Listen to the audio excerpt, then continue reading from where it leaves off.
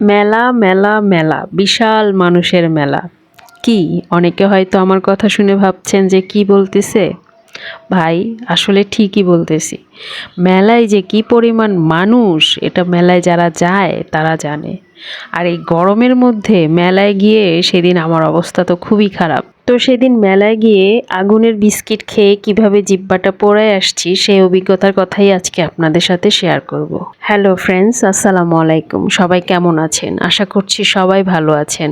তো বেশ অনেকদিন পরে একটা ব্লগ ভিডিও নিয়ে আপনাদের সামনে হাজির হয়ে গেলাম। নিশ্চয়ই বৈশাখী মেলায় অনেকে গিয়েছেন, আর আমার মতো হয়তো অনেকে গিয়ে গরমের কবলে পড়ে অবস্থা খারাপ। তো আমি সেদিন গিয়েছিলাম বৈশাখী মেলায় উত্তরা 6 নম্বর সেক্টরে দাদা গার্মেন্টসের পাশে। আর একটু সহজ করে বলতে গেলে উত্তরা 6 নম্বর সেক্টরে উত্তরা কমিউনিটি সেন্টারের পাশেই মেলাটা হচ্ছিল। তো আমার মেয়ে অলরেডি একবার ওর ফ্রেন্ডদের সাথে স্কুল থেকে গিয়ে আসছে। তো সে এসে বারবার আমাকে বলতেছিল যে আম্মু ওখানে আবার যাব। তো তার কথা অনুযায়ী ওখানে গেলাম, বাট ওখানে গিয়ে ভাই এত গরম আর এত মানুষ। আর মেলায় তো অ্যাজ ইউজুয়াল যা থাকে, কুকারিজ আইটেম, কসমেটিক আইটেম, তারপর খেলনা, কাপড় চোপড়। কুকারিজ আইটেমের দোকান ছিল দুই একটা হাতে গোনা, তারপরে কাপড় চোপড়ের দোকান ছিল দুই একটা হাতে গোনা। বেশিরভাগই কসমেটিক, ব্যান্ড বলেন, তারপরে বাচ্চাদের খেলনা, তারপর হিজাবের ক্লিপ, চুলের ব্যান্ড, রাবার, মানে কসমেটিকের আইটেমই এখানে বেশি ছিল।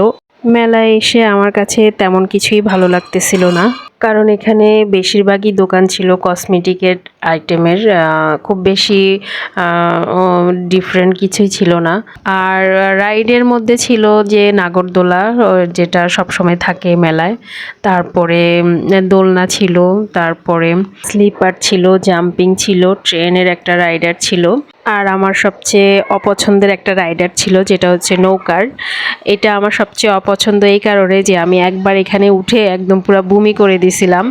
এটাতে উঠলে একদম পুরো মাথা ঘুরায়, একটা বিরক্তিকর রাইডার এটা। তবে আমার এখানে একটা জিনিস খুবই পছন্দ হয়েছে, আর সেটা হচ্ছে হাত পাখা। হাত পাখাগুলি অনেক সুন্দর ছিল, 100 টাকা করে দাম ছিল। তারপর সেই একই দোকানে আমার মেয়ের জন্য দুইটা ব্যান্ড পছন্দ করছি। কিন্তু দোকানদার এত ব্যস্ত ছিল, আমি অলরেডি তাকে 14 বারের মতো ডাকছি, কিন্তু সে আমার ডাকে সাড়া দিয়েও আসতে পারতেছিল না। তো লাস্ট পর্যন্ত কিনি নেই, চলে আসছি। এখানে আচারের একটা দোকান ছিল, অনেক ধরনের আচার ছিল। আচারগুলি থেকে খুব সুন্দর স্মেল আসতেছিল, কিন্তু ভাই এত গরম ছিল, আমি এক রাউন্ড ঘুরে একদম পুরো অস্থির হয়ে গেছি। তো তাড়াতাড়ি বের হওয়ার জন্য জায়গা খুঁজতেছিলাম, বাট মানুষের জন্য হাঁটতে পারতেছিলাম না। তো বের হয়ে যাওয়ার সময় একটা জায়গায় দেখি যে খুব ধোঁয়া উঠতেছে। তো সামনে গেলাম যে এখানে কি হইতেছে। তো গিয়ে দেখি যে এখানে খুব স্পেশাল ধোঁয়া বিস্কিট, তারপরে পপকর্নের মতো যেটা অনেকবার আমি ফেসবুকে ভিডিওতে দেখছি, বাট কখনোই ট্রাই করা হয় নাই। তো একটা সুযোগ হলো যে ট্রাই করার। বাট ভাই, এটা খেয়ে যে এত বিরক্ত লাগছে আমার। প্রথম যখন কয়টা খাইছি বেশ ভালোই লাগছিল, মুখ দিয়ে নাক দিয়ে ধোঁয়া বাড়িতেছিল।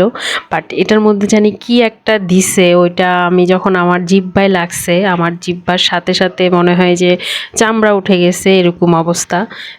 সাথে সাথে জ্বলা শুরু করছে। তো যাক, শখের বসে খাইছি, এটাই ফার্স্ট, এটাই লাস্ট।